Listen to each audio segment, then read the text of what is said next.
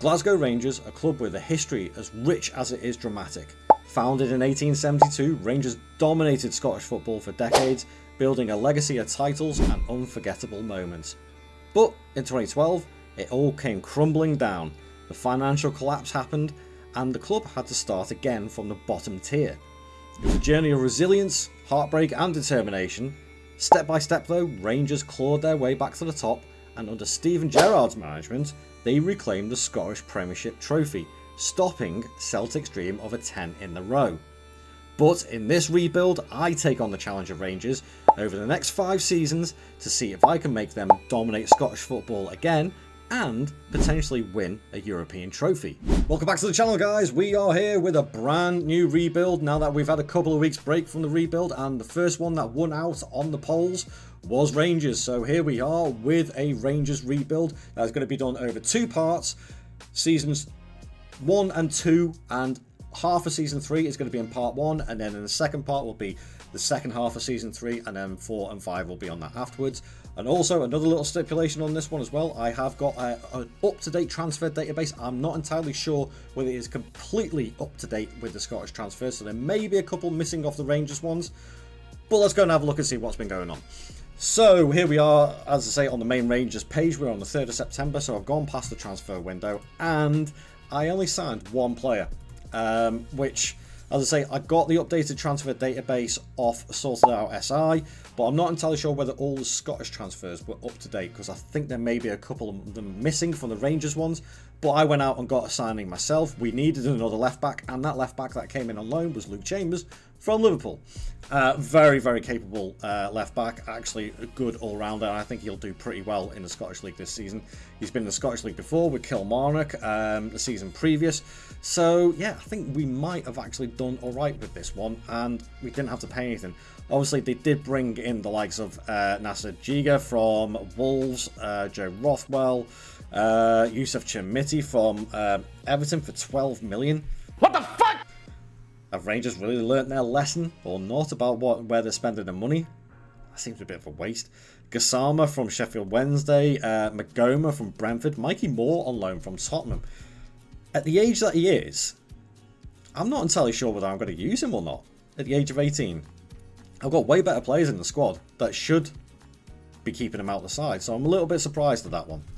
Speaking of which, if we have a look at the finances, nearly 30 million in the bank, not much of a transfer budget left, but obviously that's all been spent already, and I've only made 1 loan signing. Staff-wise, I have tried to improve the staff a little bit. We are still a little bit off in the league when it comes to coaching side of things, but I've made a couple of improvements to that, including the assistant manager. I got rid of the assistant manager that Russell Martin had brought in. In my opinion, Russell Martin is not the right manager for Rangers in real life, but I did bring in Benjamin Hübner, 36-year-old German who has just retired a couple of seasons back, or I think it was last season actually. And look at his stats for an assistant manager already. Really good at the coaching side of things, but excellent at judging player potential and people management. This guy, right off the bat, is a great assistant manager, and I'm hoping that I can keep hold of this guy for the entire 5 seasons and he doesn't bugger off halfway through the save. So yeah, I made some improvements to the staffing. Tactically wise for this first season, haven't done anything amazing. It is your bog standard 4-2-3-1, but instead of inside forwards and that, I've got wingers on. I've put Diamande in the attacking midfield spot with a defensive midfielder and a Segundo Volante in the central midfield. Hopefully, if I do the pick best 11, that is why I put Diamande in the attacking midfield spot, because I know how good he can be on the game. The other day, he's a former wonder kid. Most FM players know who Diamande is, so there was absolutely zero chance I wasn't going to use him on this. He's going straight into the side, but the team as it stands, Butland, Tavernier, Suter, Cornelius, Chambers, a left back, goes straight in. Rothwell and Raskin in the central midfield. It'll be Diamande instead of Bajrami. Danilo out on the left when he's a striker. Okay, Rabbi Matondo out on the right hand side, and Bojan Miovski, the former Aberdeen striker, is up front for us there. Although that will chop and change. So if I clear that and then put Diamande back in, ready to go, yeah, I'm happy with that. And so that is pretty much the squad. The squad is so chocked out with loan players. It is ridiculous. But what I am hoping for, since we have started the season and we haven't lost a game yet, We have gone through the Champions League qualification, and we have made it into the Champions League group stage. Now, as a little thing, obviously this is still FM24, so we are still on the old system. I might have a 2025 transfer database, but I don't have the competitions database. So the first one is going to go through the group stage, unfortunately. But in our group, we do have Bayern Munich, Liverpool, Galatasaray. I'm not hopeful of that one, to be fair. So, without further ado, let's get Season 1 done and dusted. Can we go on and win a trophy first time round? Can we go on and win the league? Maybe, maybe not. Let's go and find out. I'm going to roll some highlights and we'll see straight after that. I'll see you guys in a couple of seconds. In Season 1, we hit the ground running. We were smashing goals in left, right and centre. A 5-0 versus Hibs. A 5-0 versus Aberdeen. An 8-0 versus Livingston. And a 6-0 versus Hearts. As we got to the business end of the season, a very welcome 2-1 win versus Celtic gave us enough of a points gap at the top as we went on to clinch our first title in 5 years. In the Champions League, well, I'm not saying any more than that. In both cups, it was a 50% success. The League Cup, we lost unfortunately to our rivals Celtic on penalties, but in the Scottish Gas Cup, we got our revenge and eventually went on to win the cup and do the double after whooping Falkirk 5-0. First time of asking, first season, first league title, and 4 points ahead of Celtic. In fact, looking at the league table, if I go to that, we were top. If I have a look at the past positions, let's have a look at that. Oof, Celtic dropped off earlier on in the season. They did not do well, and we just capitalised on it and didn't move at all. So, well happy with that.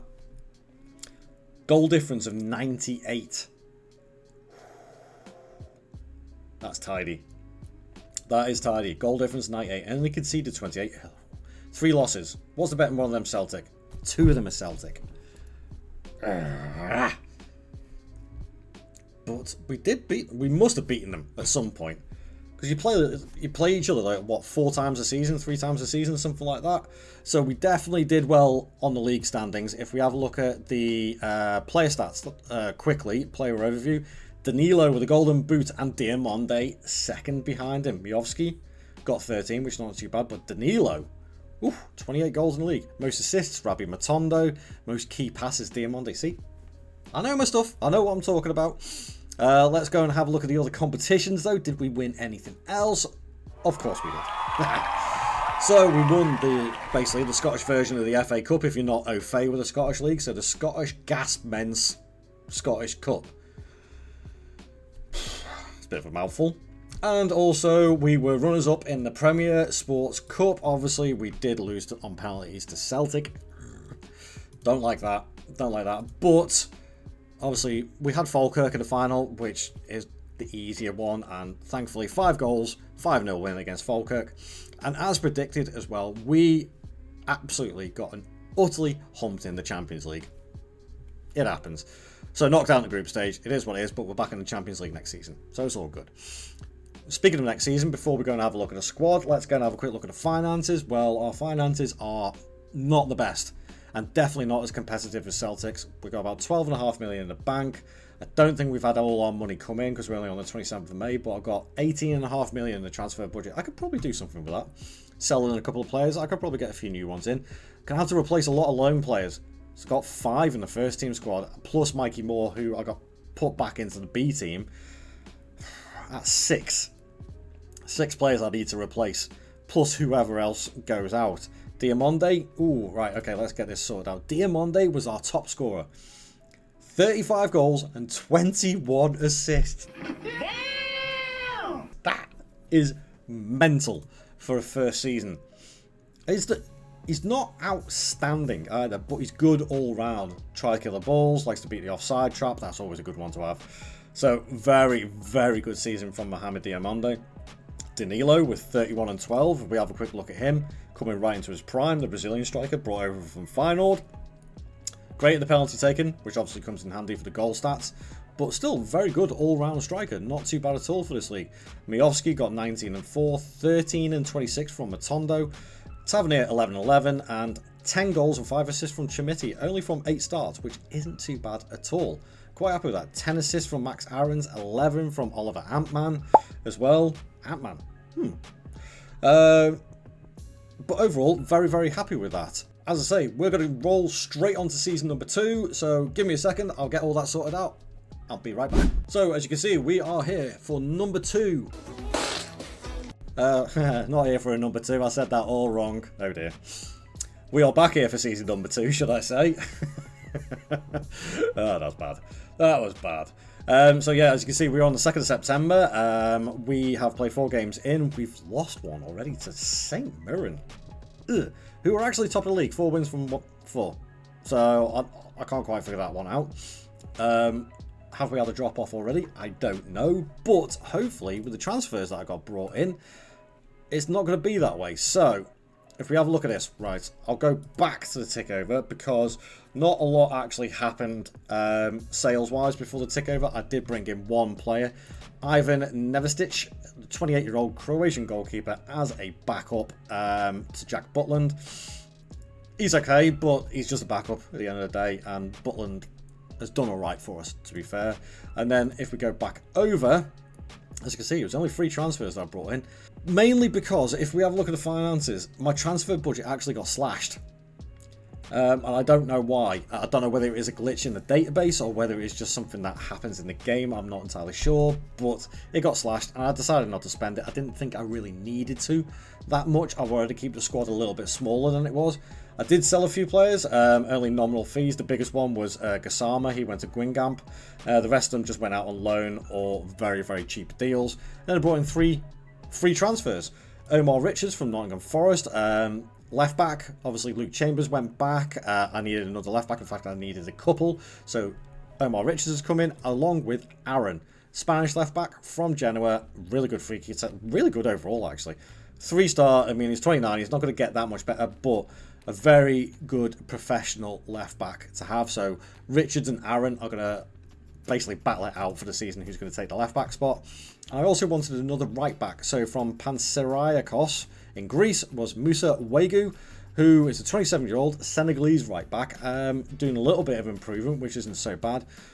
Reached his maximum potential already, but a very, very good right back for this league. And I think he will do all right. In fact, he was at the World Cup and he did all right there as well. So I'm hopeful of this one. I'm hoping this will be a decent signing for us. But besides that, that is it. If we have a look at the squad is pretty much stacked out. And I say I wanted a smaller one, but I did also bring through a couple of young players from the academy because I was very aware of registration purposes for the Champions League, first and foremost.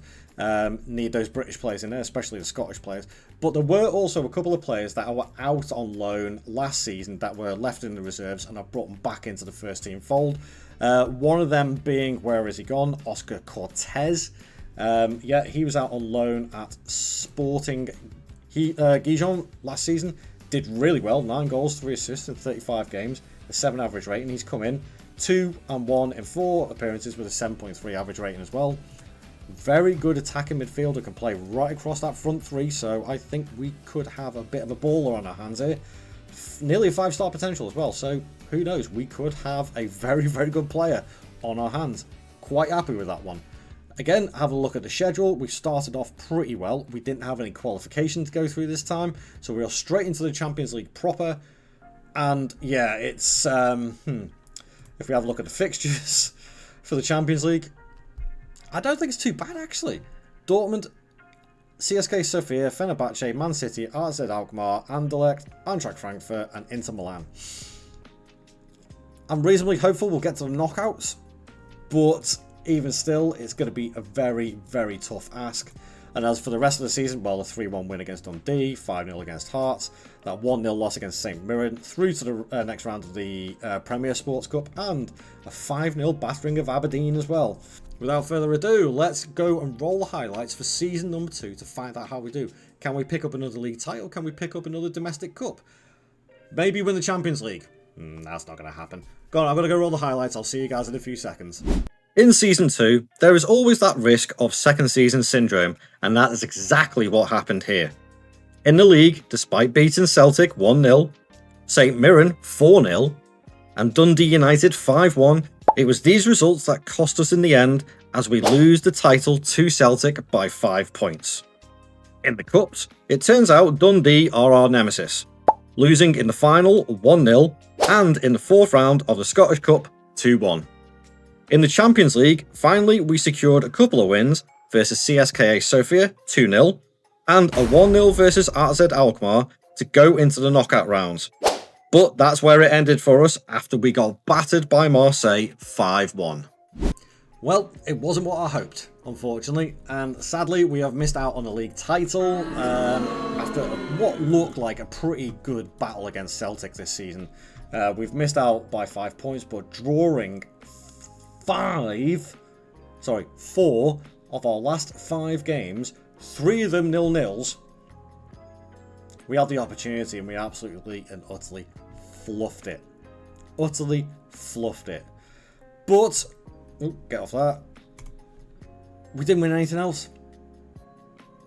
Again, runners up in the Premier Sports Cup, but this time getting beaten by Dundee. That's not good. And then Dundee have done us over this year. 4th round by Dundee in the FA Cup as well. But we did get to the knockouts of the Champions League, which wasn't too bad, I suppose. If we have a look at the league phase, we just about scraped in, as I kind of expected. 3 wins against Anderlecht, AZ and CSKA Sofia will do us quite nicely. With a draw against Dortmund away, that's a pretty decent result. And we lost to the ones that I kind of expected we'd lose to, so it kind of wrote itself. And then we went into the playoff rounds and we had our chance. We had our chance to go to the next round and we just utterly threw it away. Kind of like Rangers did in real life against Club Brugge. Sorry guys, I had to bring it up. That wasn't a good performance against Club Brugge, and we kind of echoed that against Marseille here, so yeah, not so good. In a random fact, Victor Osimhen is at Liverpool and banged in 14 goals in the Champions League this season. That's not good. So if we have a look at the squad, let's have a look at the goals. The goals have dropped off massively, and maybe that was because I didn't put Diomande in. I didn't pen him in this season, thinking that maybe this season he would just go in automatically, but no, Bajrami went into that position. He only got 10 and 7. The rest of them, 27 from Danilo, only 12 from Miovski, 11 and 15 from Matondo, so that's a drop off. Cortez had a good first season, 10 goals, 6 assists, 10 and 7 from Bajrami. Diomande only made 9 starts with 3 goals. That is a drop off.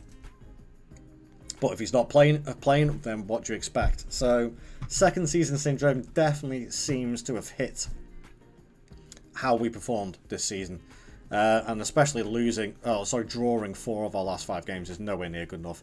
But going into season 3, have we got any finances to improve our fortunes? Well, yeah, we have about 20 million, 19 million, 26 million in the bank. Let's go into season number 3, and as I say, this is coming towards the end of the video, so I'm going to roll into season number 3, go over the usual stuff. I'll see you guys in a few seconds. Well, here we are for season number 3, and as you can see, we are on the 1st of September, so we are at exactly the same point of the season after the transfer window. And we've started off pretty well again with 3 wins, 1 draw. We are joint top with Celtic. Oh, it's going to be that battle again this season, isn't it? It is going to be that battle. But you will notice there are a couple of new names, so let's go and have a look at the transfers, because we did bring in a few players. But it was mainly small numbers again, which I'm quite happy with. I mean, I'm quite happy for bargain shopping as long as I bring in the best players that I possibly can. We did make a sale or 2, I think, or a few loans before the takeover, but then I brought in 3 players that I think will improve our squad immensely, actually. First one, Lubo Pulic. I brought him in from the under-23s at Juventus, where he was at Bayern Munich beforehand. Didn't really settle down for that. I did try to go for him the season before, but he went to Juventus instead and then didn't get any game time, so I still win out. I get him on season number 3. Very good left-footed Croatian centre-back, early 20, got room to grow. Very, very happy with that one. Then Francisco Conceição from Juventus. Again, 2.4 million from Juve. The son of one of the best Portuguese midfielders ever. And he's pretty good himself on this game. 24 years old, great dribbling, great flair, great agility, can get up and down that wing all day long, and he has hit the ground running already with 1 goal and 3 assists, a 7 average rating. Perfect. for $2.5 million. That is an absolute steal. He is on 70 grand a week though, so it's kind of busting our wage budget a little bit. And then finally, I wanted to bring in another goalkeeper to challenge Butland, because he's getting on a bit now. So 28-year-old Matvey Safonov, the Russian goalkeeper from PSG, who was the backup goalkeeper there. I think he's going to be our starting goalkeeper now. It looks like it is. 7 starts, 5 conceded, 1 clean sheet already. So he's just settling into it, but he's a very good goalkeeper. And the fact that I brought him in for 1.1 million, bargain. Absolute bargain. And I say there's nothing else really going on the ins and outs. So our squad is looking pretty strong again, and Safonov I have actually put in to that goalkeeper's position because, weirdly enough, if I go pick without restriction, Butland keeps on getting put in. But Butland's 35 now, so I want Safonov to get more game time because I think he's going to be our long-term goalkeeper for the rest of the save. But as you can see, we've got Sterling, Suter, Davis, Aaron, Raskin, King, Conceição, Bajrami, Danilo, and Cortez in the side, along with it will be Safonov there. So that's a pretty strong start. And if we have a look at the schedule, well, it's not been the best from European perspective. League-wise, we drew 0-0 with Motherwell, so continuing that 0-0 gump from season number 2. Then we beat Dundee, so a little bit of revenge there for last season. Then we beat Hamilton, and Hibs quite comfortably, but we lost to FC Copenhagen 1-0 both times, which means we've actually dropped into the Europa League. But that could be somewhat of a benefit if we didn't have the likes of Chelsea, Roma, Leverkusen, Benfica, Sporting, PSV, Newcastle, Club Brugge, Fiorentina, Nice, Besiktas, Stuttgart. Yeah, I mean, when I went into the Europa League, I was thinking, oh, we could actually stand a chance of winning this. Not with these teams in. So I think realistically, the only chance for a European trophy for Rangers is the Conference League. But, I don't know. Financially wise, we've actually got 42.5 million in the bank now, so we're doing all right. 8.5 million left in the transfer budget. But again, it was coming down to trying to find players that actually wanted to come to the club and would actually start improving the team, and there isn't that many around. So I really am struggling to sign players that are going to not break my bank, but also challenge Celtic. And speaking of challenging Celtic, this is the point where we have to roll the first part of the highlights up to the January transfer window.